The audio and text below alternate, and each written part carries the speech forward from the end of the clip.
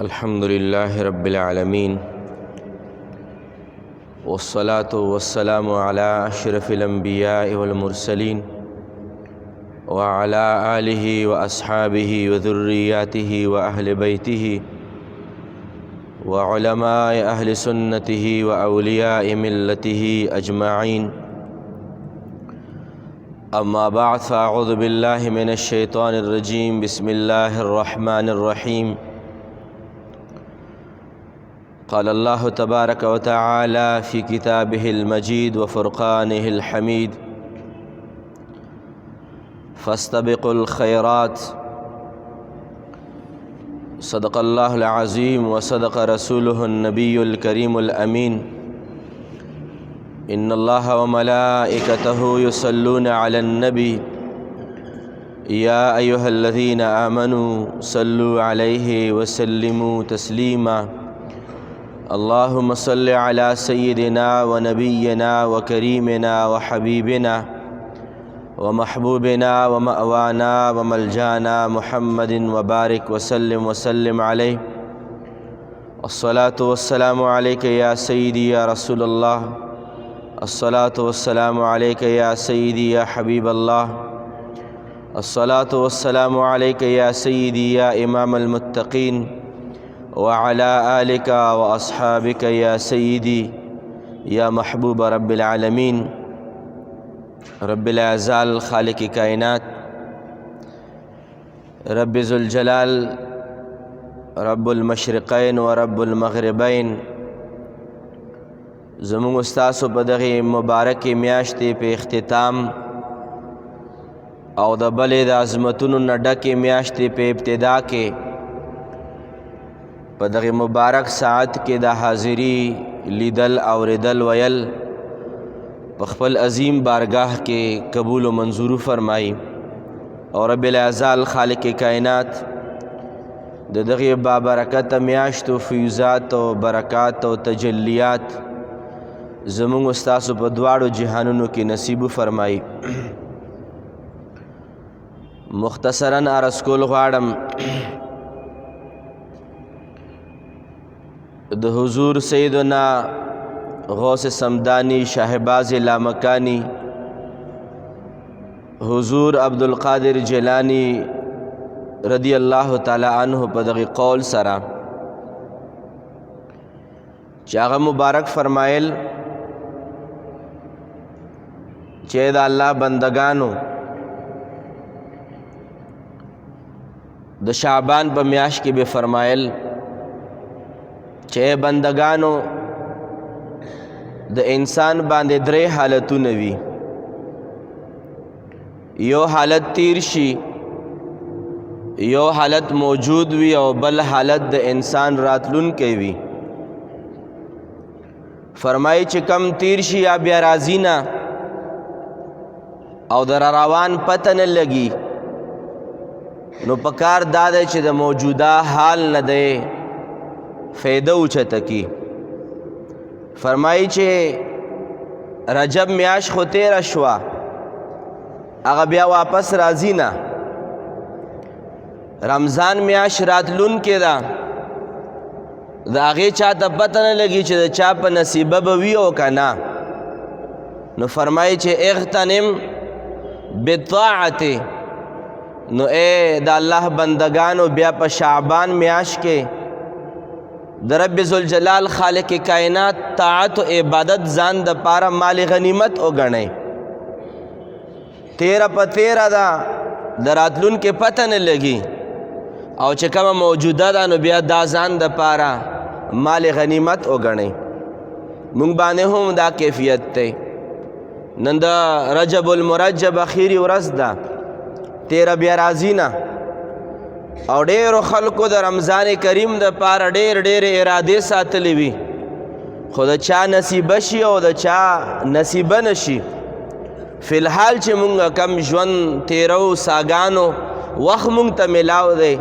نو دا د شعبان معظم د میاشتې د سعادتونو او د رحمتونو وخت مونږ ته میلاو دی. نو ځکه حضور غوث اعظم رحمت الله علیه فرمایي چې تیر خواسم تیر دی، د راتلونکي پته نه لګي، نو دغې میاشتې د برکاتو نه او د طاعاتو نه او د عباداتو نه انسان فایده اوچته کی. الله کریم خالق کائنات زمونږ استاسو لمحه بلمحه او پسا پسا باندې د خپل عظیم رب د طاعت او د عبادت توفیق نصیب فرمایي. هغه عظمتونو میاشت انشاءالله لز شروع کیږي چې د کمو رحمتونو برکتونو طرف ته احادیث مبارکو په ګڼ روایاتو کې اشارات حضور نبی پاک مبارک فرمایلی دی. او حضرت اسامہ بن زید رضی اللہ تعالی عنہ حضور نبی پاک مبارک ته عرض کئی چې دا حدیث مبارک د سنن نسائی شریف ته. حضور نبی پاک ته عرض کئی یا رسول الله تاسو زه اکثر وینم چې شعبان معظم او دغه بارات میاشت کې تاسو روژې ډیری نیسئ چې دا ولې؟ روژه خو هر کله عبادت دی، روژه خو په هره میاشت کې یو ځانګړی مقام او رتبه لري، خو یا رسول الله په دغه باراتو د شعبان معظم په دغه میاشت کې تاسو روژو نیولو له لږ زیاته توجه ورکوئ چې د هغې څه وجه کیدی شي؟ حضور نبی پاک مبارک ورته ارشاد فرمایلو او دا ارشاد په زړه باندې لیکل پکار دی. حضور نبی پاک ورته فرمایي ذالک شهر، دا یو داسې میاشت ده چې په کومه میاشت کې زه روژو طرف ته خاص متوجه یم. یغفل الناس عنه بین رجب و رمضان، چې دا هغه میاشت ده چې د رجب او د رمضان په میاشت کې درمیانه میاشت ده. د دغې میاشتې نه ډېر خلک غافله پاتې کیږي، ځکه ما ورته توجه ځکه ده چې خلک غافله دي خو ما ورته توجه شته. وهو شهر ترفع فيه الاعمال الى رب العالمین. حضور نبی پاک ورته فرمایي چې ای اسامه دا هغه میاشت ده چې په دې میاشت کې د کلو انسانانو اعمال د رب العالمین بارگاہ ته وړاندې کیږي.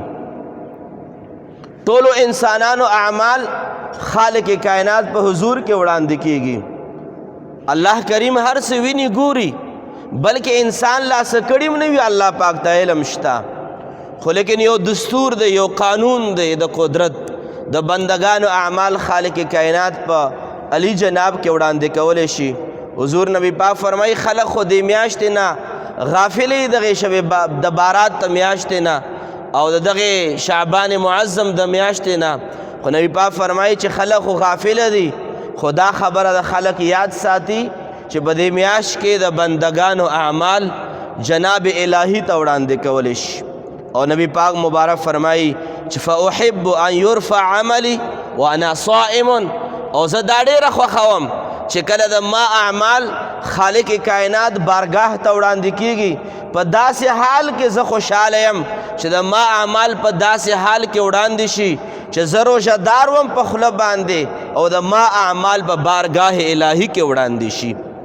نو ځکه په دې میاشت کې زه روژو طرف ته زیات دهان کوم. خوش قسمت دی هغه خلک چې رب ذوالجلال د روژو غوندې یو عظیم صفت ور نصیب کی، رب ذوالجلال عبادت ور نصیب کی. د دې وجې نه حضور نبی پاک مبارک په دغې خپلې توجه سره چې دغې میاشتې ته به دوی مبارک و توجه فرمایله. یو بل روایت هم راځي، حضور نبی پاک صلی الله علیه وعلى آله وسلم فرمالی علی شان دے. نبی پاک مبارک با راوی روایت کئی فرمائی چې حضور نبی پاک مبارک با پدغی میاش کے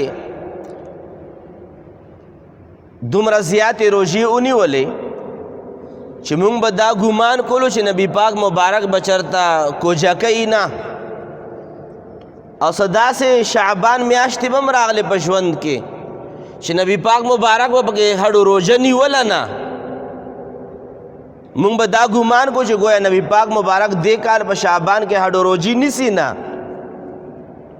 امت ته سہولت پرېښودو. نبی پاک مبارک دواړه عملونه وفرمایل،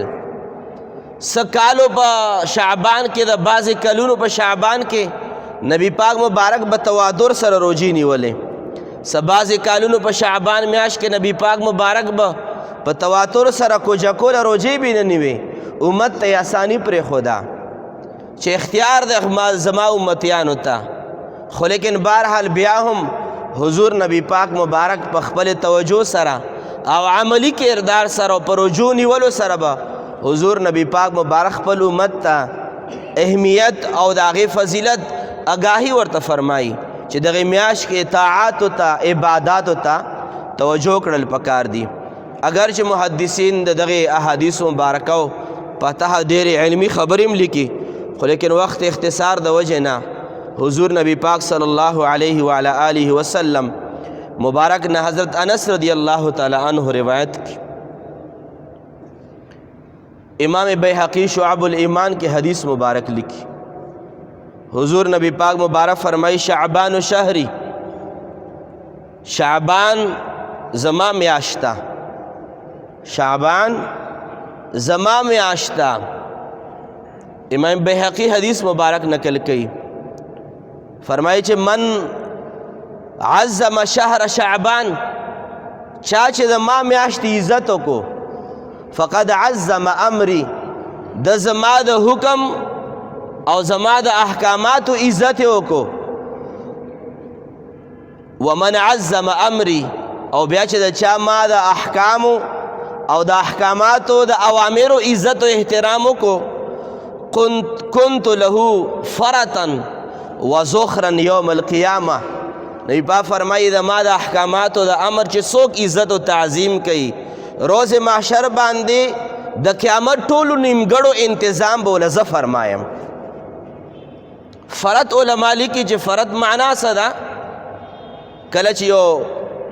ډله چرته رواني یو کس مخکې لاړ شي او د دغې ډلې رسېدو نه مخکې هغه ټول انتظامات ورته برابر کړي دغې خلکو د راتلو نه مخکې اصل کې هغې ته فرط ویلی شي حضور نبی پاک فرمایي زه د امت دپاره فرط یم چې څوک زما د شعبان عزت وکړي زما د احکاماتو عزت وکړي زما د اوامرو عزت وکړي نبی پاک فرمایي زه به وله فرط وکنت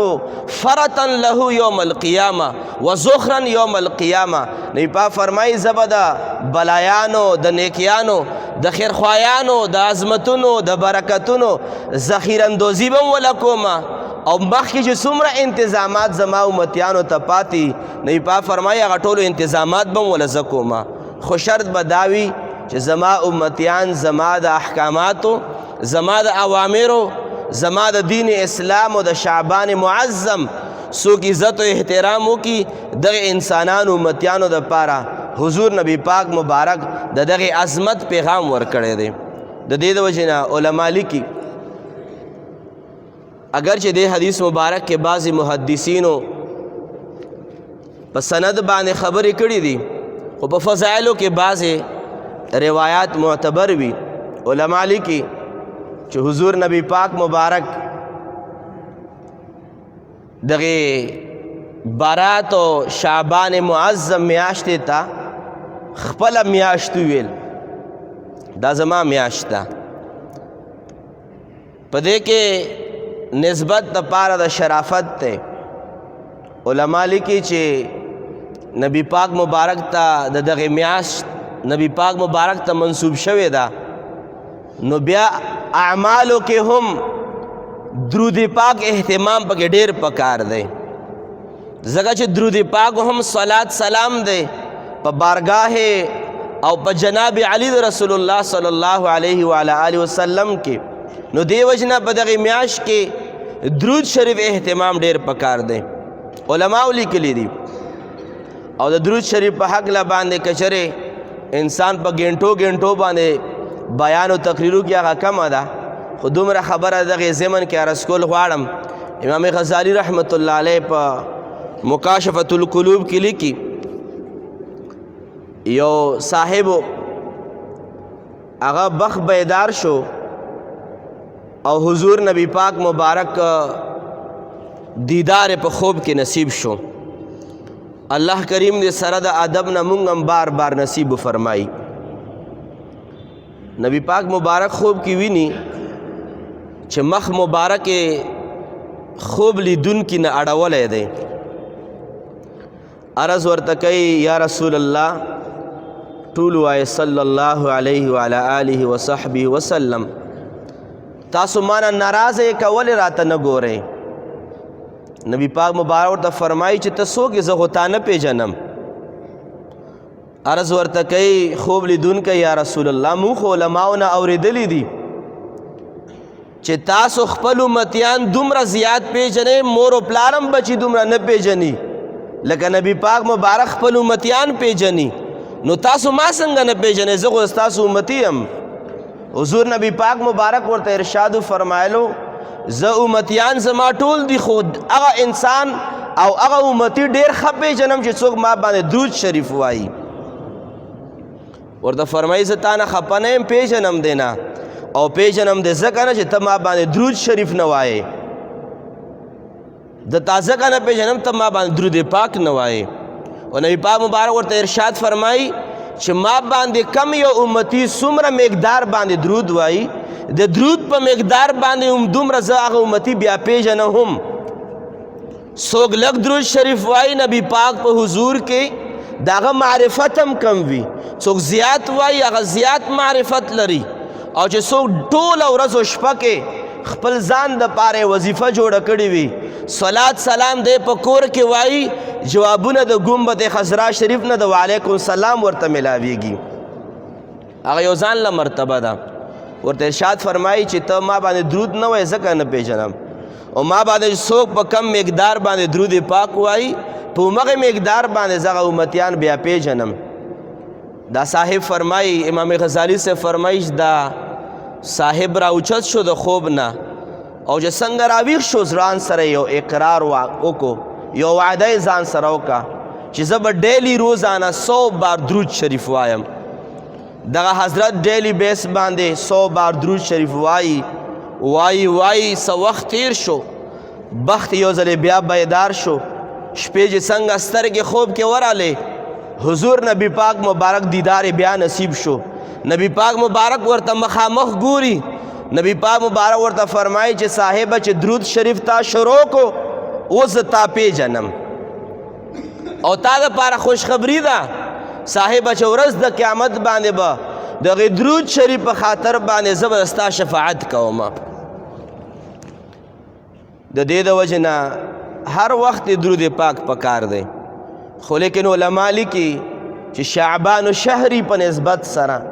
چې نبی پاک فرمایي شعبان و بارات میاشت نبی پاک فرمایي دا زما ده نو دغه میاشتې نسبت نبی پاک ته شوی دی او بیا چې کم عبادات دي عظمتونو والا نو دا درود شریف خصوصي داسې یو عبادت دی چې دې نسبت حضور نبی پاک مبارک دپاره دعاګانې د رحمتونو د سلامتیا غوښتنه پکې کېږي. د دې وجې نه په دې میاشت کې درود پاک مبارک ویل پکار دی او که نور څه نه کېږي یو 100 بار خو درود شریف ویل پکار دی ډیلی بیس باندې. او بیا علماو څه داسې هم لیکلي دي چې حدیث پاک کې چې د درود شریف کثرت ذکر راغلی چې کثرت سره درود شریف دا فضایل دی په کثرت سره او په کثرت سره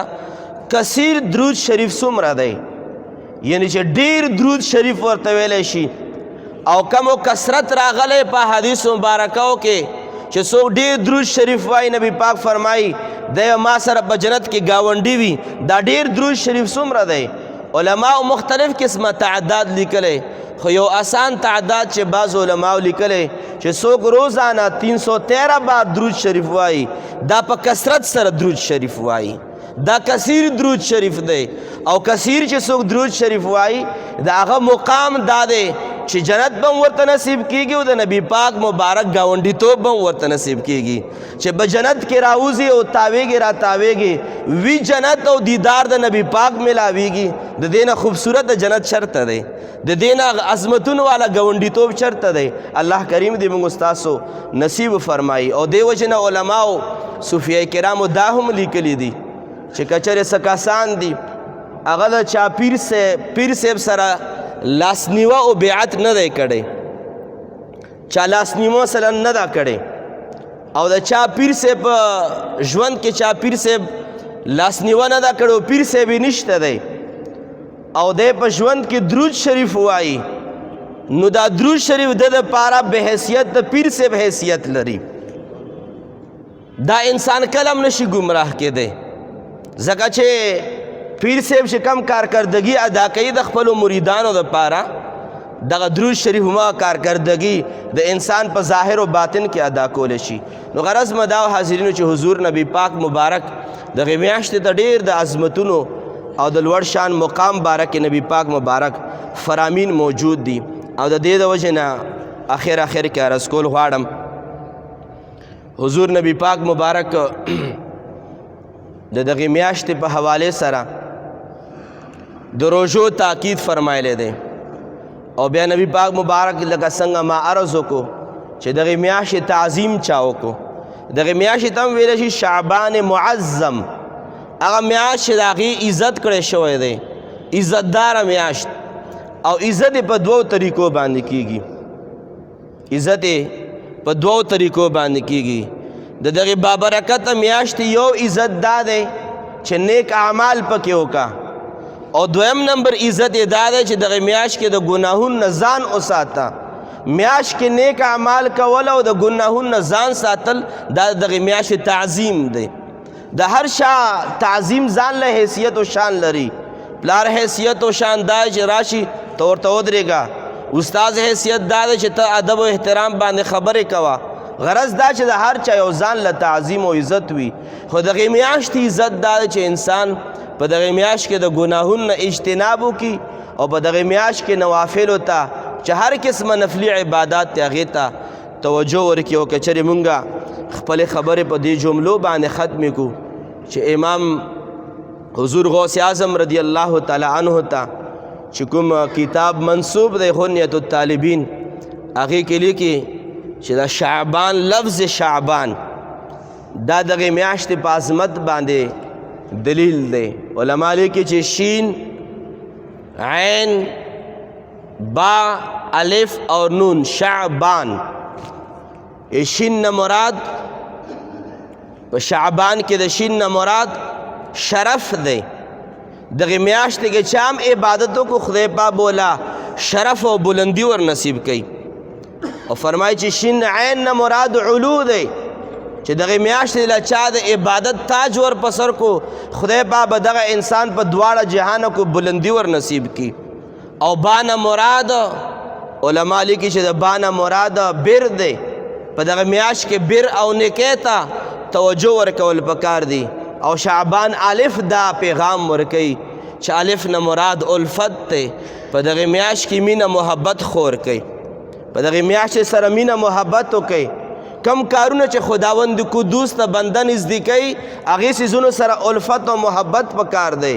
او بیا نون دا پیغام ورکوي چې که چېرې شعبان په میاشت کې چا د عباداتو د ذکر اسکار او د مختلف قسمه رضا الهی کارونه وکړل د دغه انسان دپاره شعبان نون دا پیغام ورکوي چې دا انسان په دنیا کې هم نورانی وي په قبر کې هم نورانی وي او په روز محشر باندې هم رب ذوالجلال د دپاره انوار او تجلیات ساتي او ځکه شعبان علامه بدرالدین عینی رحمت الله علیه عمدة القاری کې لیکي شعبان خپله معنا دا ده